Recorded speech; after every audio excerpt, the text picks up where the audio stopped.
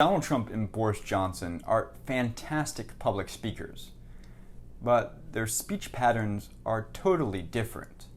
So let's learn how Donald Trump and Boris Johnson speak so well in public in case we want to incorporate any of their strengths into our day-to-day communication.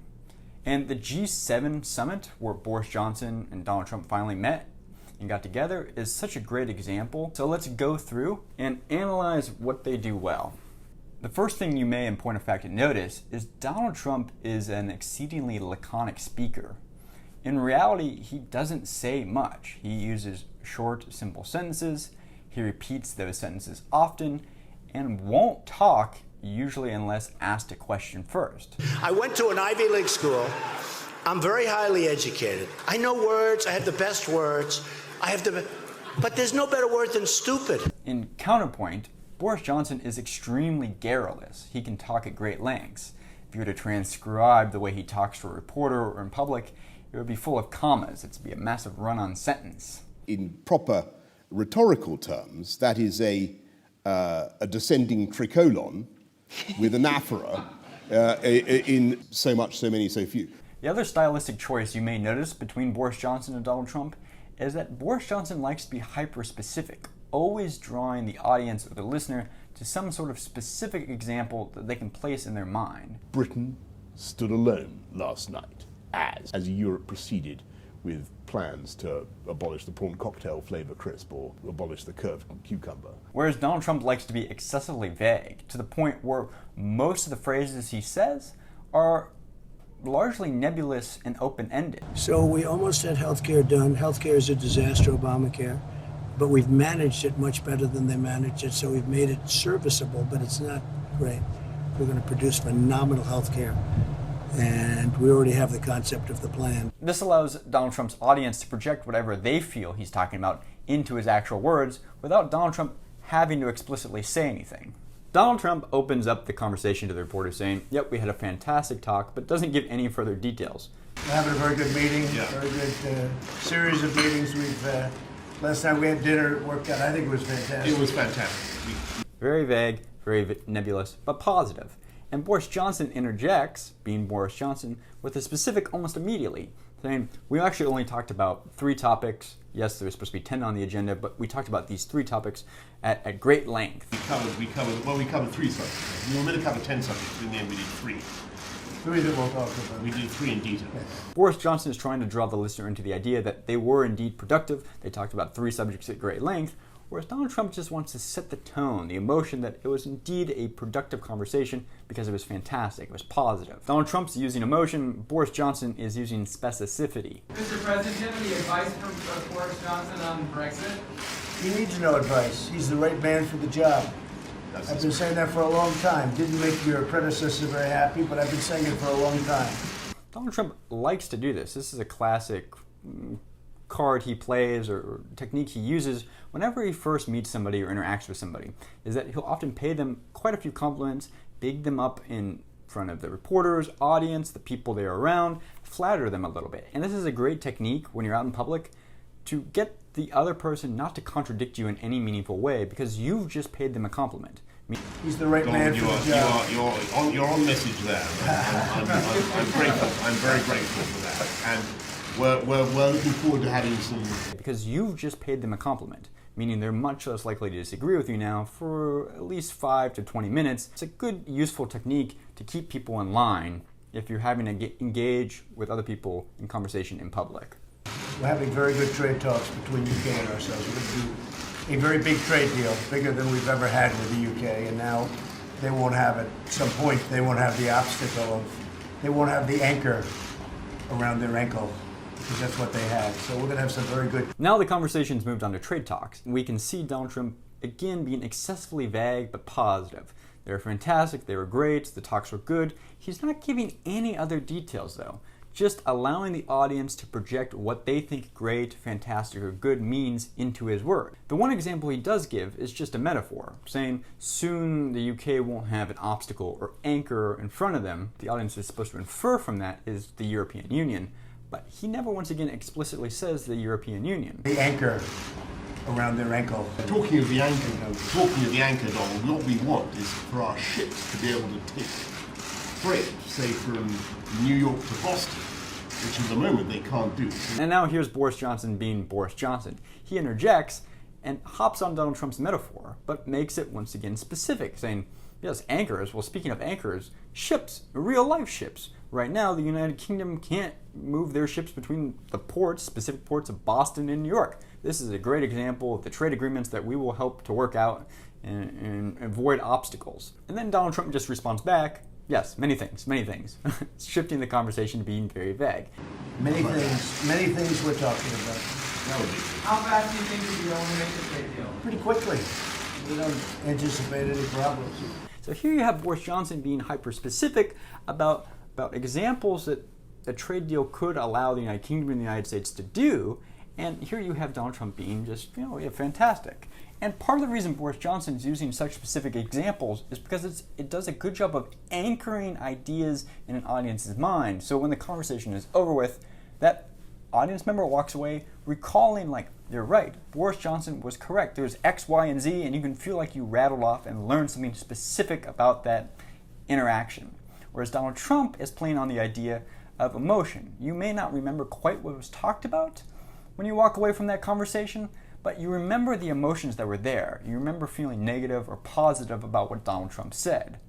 In a way, they do the same thing. They get the audience to remember or feel a certain way about a situation, but Boris Johnson does it through some very hyper-specific examples, and Donald Trump does it through vague, emotive words. We were sort of stymied. Well, I was stymied by the other side because nothing got done on the other side, as you've seen from Brexit. This is a different person, and this is a person that's going to be a great prime minister, in my opinion.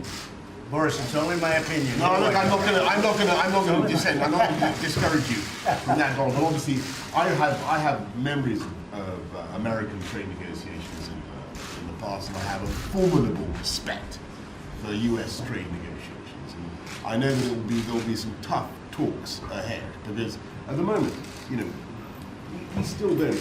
I don't think we sell a single joint of British lamb to the United States. We don't sell any beef. We don't sell any pork pies.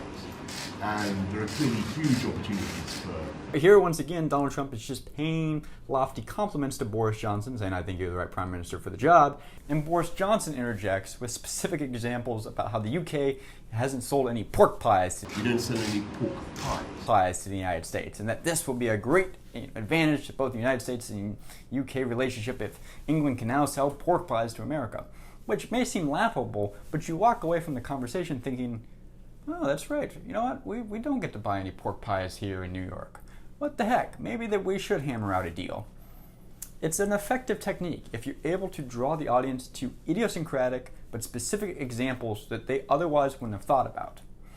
And the goal here is either to be hyper-specific like Boris Johnson is, or excessively vague like Donald Trump. What you don't want to be is vaguely specific, because that's what most people are in our day-to-day lives that we interact with and communicate with. And it's part of the reason why when we come home at night from work, all we can recall are lukewarm conversations.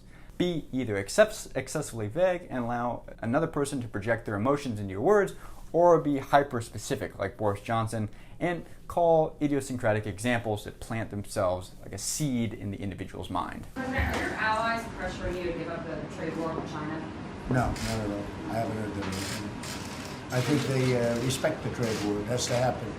China's been, I can only speak for the United States. I can't say what they've been doing to the UK and to other places, but from the standpoint of the United States, what they've done is outrageous that presidents and administrations allowed them to get away with taking hundreds of billions of dollars out every year, putting it into China. So the answer is nobody's told me that. Nobody would tell me that.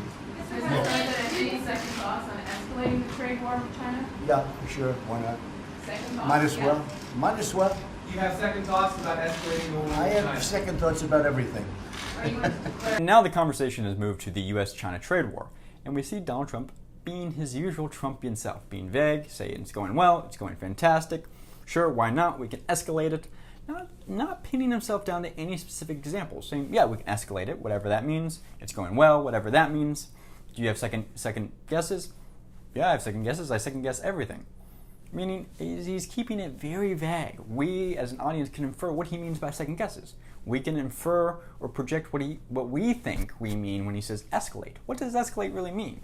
I'm not saying it's the right way of speaking. There is no right or wrong way. You may dislike this way of public speaking, but it is an effective way to get people to remember the emotions they felt when they were listening to you speak. So we'll see what happens, but we are talking to China very seriously. Are you concerned about how the market is reacting to the No, the market's doing great. Our country is doing great. Everybody was telling me yesterday, people are trying to copy the formula. We cut taxes way down. We got rid of regulations, large numbers, more than any president's ever gotten rid of. And we're doing very well. Our country's doing fantastically well. I mean, another technique that Donald Trump deploys here is anticipating what people are going to say about him. He says, I know you guys all think that the economy tanking would get me out of office, but I don't think it will. In fact, the economy is doing well. you people want a recession because you think maybe that's the way to get Trump out. Maybe that's the way we get him out. But I don't even think that would work because, look, if there's anything, it's, we've got to go into trade negotiations to get it right. But ultimately, it'll be many times what it was before. Our country is doing really well. We have horrible trade deals, and I'm straightening them out. The biggest one. Even if the economy is not doing well at the moment, him repeating that it does and being vague about what well means, it once again allows us to project, well, maybe things aren't as bad as we're told on the news. In many ways, Donald Trump's style of speaking is all about creating that vibe.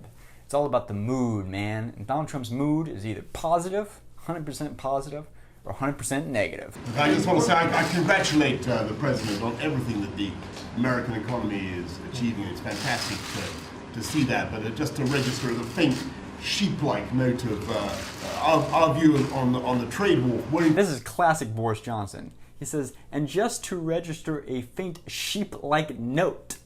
I mean, how unusual. What an unusual sentence structure there. It sticks in the head. Sheep-like note of... A faint sheep-like note. Donald Trump would never say that. That is so idiosyncratically Boris Johnson. But it sticks in the head and makes you once again walk away from the conversation feeling like you took something away from listening to Boris Johnson. And when Boris Johnson is asked about the trade war, he uses a turn of phrase. He says, we're for trade peace. Yes, there is the US-China trade war, but the UK is for trade peace. Once again, our view on the trade war. We're in favor of trade peace on the whole. Sure. in favor of trade peace with China? Well, the UK is for trade peace. A very specific, localized example that you can walk away as an audience member thinking like, trade peace. Sticks in the mind. I have to think about what Boris Johnson said there. Trade peace. Am I for trade peace? Maybe I am for trade peace. Maybe I do agree with Boris Johnson. Okay. Thank you all very much. Thank you, Bruce. Right this way, guys. Thank you, Bruce. And that's the end of the clip. All in all, an interesting look at how Donald Trump speaks and how Boris Johnson speaks. They speak radically different, but both are effective in their own ways, and both offer us techniques that we can incorporate in our own day-to-day communication that can help us persuade others to our point of view, or at least make us more listenable.